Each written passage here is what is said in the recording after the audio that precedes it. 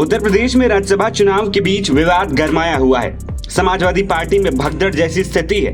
विधायकों के पाला बदलने का दौर जारी है। भारतीय जनता पार्टी के 8वें उम्मीदवार संजय सेठ और समाजवादी पार्टी के 3रे उम्मीदवार आलोक रंजन के बीच राज्यसभा की 10वीं सीट को लेकर वोटिंग हो रही है। इस बीच अपने उम्मीदवार के पक्ष में विधायकों को एकजुट करने के लिए खुद सपा अध्यक्ष अखिलेश यादव ने कमान संभाली। हालांकि इस दौरान उन्हें अलग स्थिति का सामना करना पड़ रहा है। विधानसभा में पार्टी के मुख्य सचेतक मनोज पांडे ने इस्तीफा दे दिया। उनके भाजपा में जाने की चर्चा है। वहीं पल्लवी पटेल की नाराजगी सार्वजनिक हो चुकी है। वोटिंग को लेकर मनाने के लिए जब अखिलेश ने पल्लवी को फोन किया तो दोनों के बीच कहासुनी की चर्चा सामने आई। पल्लवी पटेल के करीबियों का दावा है कि अखिलेश यादव ने उन्हें वोट के लिए फोन किया था। क्रॉस वोटिंग न होने के लिए विशेष रूप से बातचीत की जा रही थी। पल्लवी पटेल से बातचीत के क्रम में अखिलेश यादव ने आलोक रंजन को वोट देने के लिए मनाया। हालांकि पल्लवी की ओर से पीडीए की पॉलिटिक्स की चर्चा की गई। इस पर अखिलेश यादव झल्ला गए। इसके बाद पल्लवी पटेल ने सपा अध्यक्ष को सुना दिया। मीडिया रिपोर्ट्स की माने तो पल्लवी की बातों से नाराज अखिलेश ने गुस्से में विधानसभा चुनाव के समय स्थिति की बात कही। उन्होंने गुस्साते हुए कहा कि हमें आपका वोट नहीं चाहिए। इसके बाद अखिलेश यादव ने फोन तक काट दिया। पल्लवी पटेल सिरादू से विधायक है। उन्होंने भाजपा की सीनियर नेता और डिप्टी सीएम केशव प्रसाद मौर्य को यूपी चुनाव 2022 में हराया था।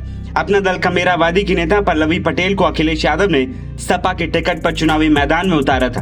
उनके समर्थन में वोट मांगने डिंपल यादव और जया बच्चन तक पहुंची थी। लेकिन राज्यसभा चुनाव 2024 के दौरान पल्लवी ने आलोक रंजन और जया बच्चन को सपा उम्मीदवार बनाए जाने पर सवाल उठा दिया। अखिलेश यादव के खिलाफ पल्लवी लगातार बयान देते नजर आई। वहीं इन सबके बीच समाजवादी पार्टी प्रमुख अखिलेश यादव ने राज्यसभा चुनाव पर कहा, हमें उम्मीद है कि समाजवादी पार्टी के तीनों प्रत्याशी जीतेंगे। जो दूसरों के लिए कांटा बनते हैं या गड्ढे खोदते हैं वो खुद ही उसमें गिरते हैं। उम्मीद है समाजवादी पार्टी के तीनों जीतेंगे। लेकिन खबरें जो आ रही हैं आप भी जानते हो, जो दूसरों के लिए कांटा बोते हैं एक दिन उनके लिए भी कांटे मिलते हैं। जो दूसरों के लिए गड्ढे खोदते हैं एक दिन वो खुद भी उस गड्ढे में गिरते हैं। चंडीगढ़ में भी आपने देखा था कि किस तरीके से अधिकारियों से मिलकर के, और बैलेट अगर न होता, सीसीटीवी कैमरे न होते तो शायद परिणाम कुछ और दिखाई देता। लेकिन सुप्रीम कोर्ट को बधाई जिसने कम से कम चंडीगढ़ और लोकतंत्र को बचा लिया। बीजेपी चुनाव जीतने के लिए कोई भी हथकंडा अपना सकती है, कोई भी लाभ देने के लिए आश्वासन दे सकती है।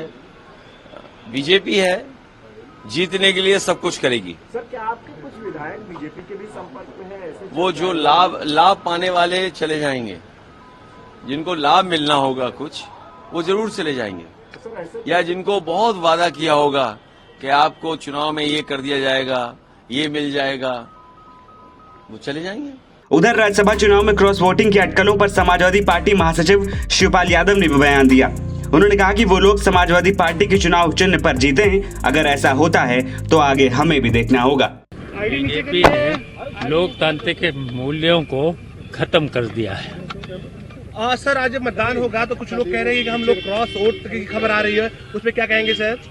देखिए, आप लोगों के द्वारा पता चल रहा है, और ये देखिए समाजवादी पार्टी के चुनाव चिन्ह से जीते थे। तो देखिए, देखा जाएगा आगे। इस तरीके से अगर होगा तो फिर बाद में हम लोग भी देखेंगे।